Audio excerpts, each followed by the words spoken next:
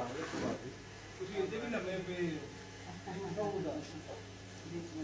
ਉੱਥੋਂ ਉਤਾਰ ਤੁਸੀਂ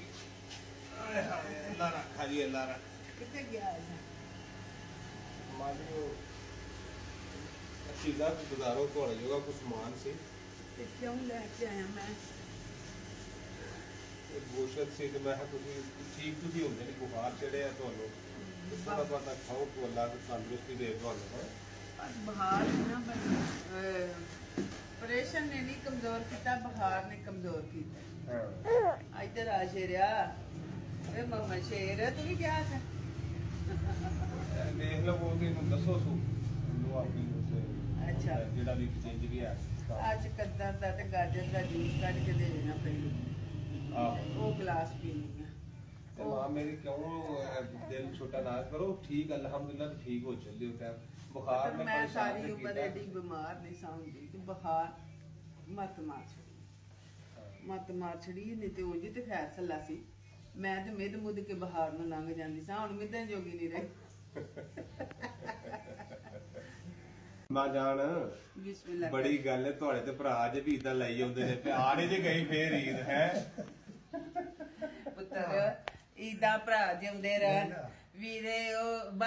ਅੰਬੋ ਜਿਹੜੇ ਬਾਗੋ ਆਏ ਤੇ ਵੀਰੇ ਉਹ ਜਿਹੜੇ ਮਾਂ ਪਿਓ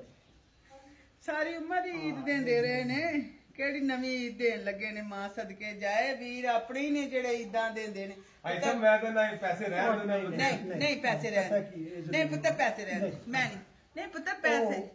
ਆਏ ਬੜਾ ਸੇਵੀਆਂ ਖਾਵਾਂ ਦੀ ਦੁੱਧ ਚ ਪਾ ਕੇ ਤੁਹਾਡਾ ਸੂਟ ਕਿਦਾ ਜੇ ਐਵੇਂ ਨਾ ਹੁਣ ਇਹ ਪੁੱਤਰਾ ਸੂਟ ਤੇ ਕੀ ਆਖਣੇ ਮੇਰੇ ਹੀ ਲਿਆਉਣਾ ਸਕੋ ਮੈਂ ਚੈੱਕ ਕਰਨਾ ਮੈਂ ਕਿ ਕਿਧਰੇ ਮੇਰਾ ਤਾਂ ਨਹੀਂ ਵਿੱਚ ਹੈ ਤੇ ਇਹ ਕਿਦਾ ਇਹ ਮੇਰੇ ਸਿਰ ਦੇ ਸਾਈਂ ਦਾ ਅੱਛਾ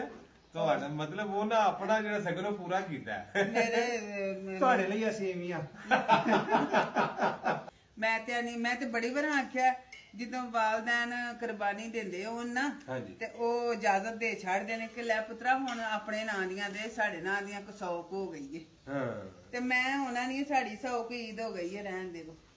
ਵੱਡੀ ਛੋਟੀ ਪਾਹ 50 ਸਾਲਾਂ 60 ਸਾਲਾਂ 65 ਤੋਂ 100 ਹੋ ਗਈ ਹੈ ਹੋ ਗਈ ਹੈ ਕਿ ਨਹੀਂ 65 ਸਾਲ ਨੂੰ ਦੇ ਹਾਂ ਡਬਲ ਜ਼ਰਬ ਤੇ ਸਾਡੀ ਹੋ ਗਈ ਹੈ ਤੇ ਮੈਂ ਤੇ ਇਜਾਜ਼ਤ ਬੜੀ ਵਾਰਾਂ ਦਿੱਤੀ ਤੇ ਸਾਨੂੰ ਮਾਫੀ ਦਿਓ ਆਪਣੇ ਬਾਲ ਬੱਚੇ ਦੀ ਪੂਰੇ ਚਲੋ ਮਾਂ ਦੀ ਫਿਰ ਇਹ ਤੇ ਉਹਨਾਂ ਦੀ ਵਧੀਆ ਹਾਂ ਕੋਈ ਗੱਲ।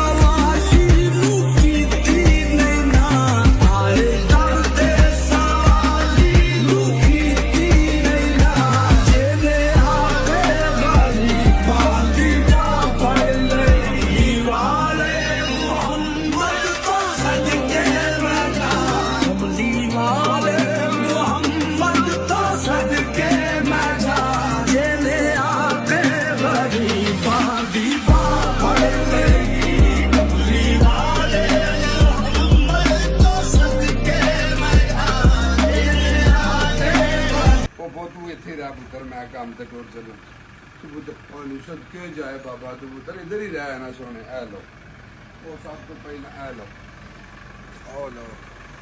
ਕਿੱਧਰ ਓਏ ਕਿੱਥੇ ਐ ਲੋ ਜੀ ਮੇਰਾ ਪੁੱਤਰ ਆਂਦਾ ਮੈਂ ਪਹਿਲਾਂ ਤੇ ਤੂੰ ਅੱਬਾ ਫੇਰ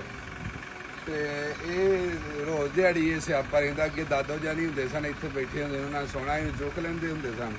ਤੇ ਹੁਣ ਮੈਂ ਜਿਹੜਾ ਨਾ ਪੁੱਤਰ ਬਾਬਾ ਕੋ ਜਾਣੇ ਦੋ ਨਾ ਮੇਰੇ ਸੋਹਣਿਆ ਚੱਲ ਹੈ ਨਾ ਬਾਈ ਭੋਪੋ ਤੇ ਮੈਂ ਵਾ ਇਕੱਠੇ ਜ਼ਮਾਨਾ ਪਾਉਣ ਛੱਡਦਾ ਤੇ ਉਹਨੇ ਆਖਿਆ ਬਾਬਾ ਤੂੰ ਨਹੀਂ ਇੰਜ ਜਾ ਸਕਦਾ ਨਾ ਮੈਨੂੰ ਨਾਲ ਹੀ ਲੈ ਕੇ ਜਾਣਾ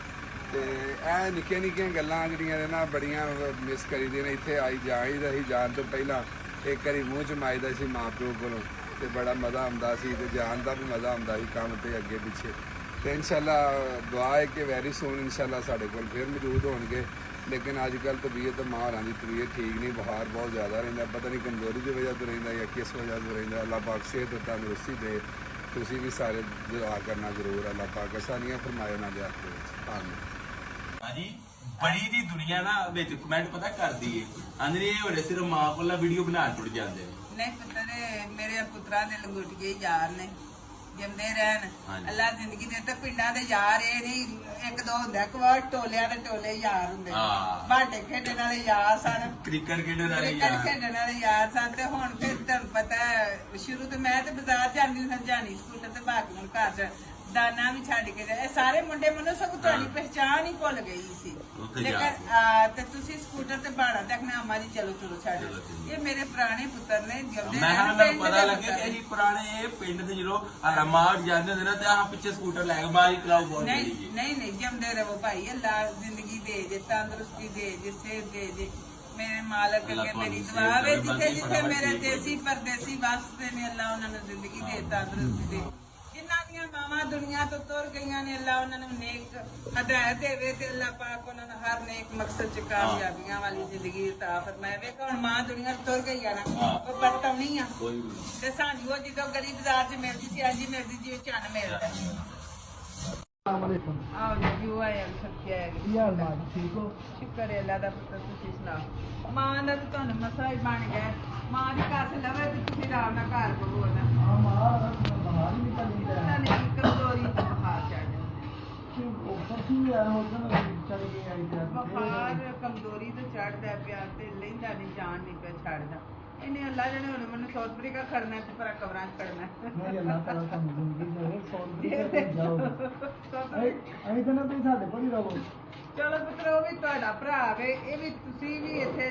ਜੇ ਅੱਲਾ ਨੂੰ ਮਨਜ਼ੂਰ ਹੋਇਆ ਜਿੱਥੇ ਦਾਣਾ ਪਾਣੀ ਨਹੀਂ ਲਿਖਿਆ ਉੱਥੇ ਜਾ ਪੜਾ ਦੇ ਕੀ ਖਿਆਲ ਹੈ ਤੁਸੀਂ ਡਾਕਟਰ ਨਾਲ ਰਾਬਤਾ ਨਹੀਂ ਕੀਤਾ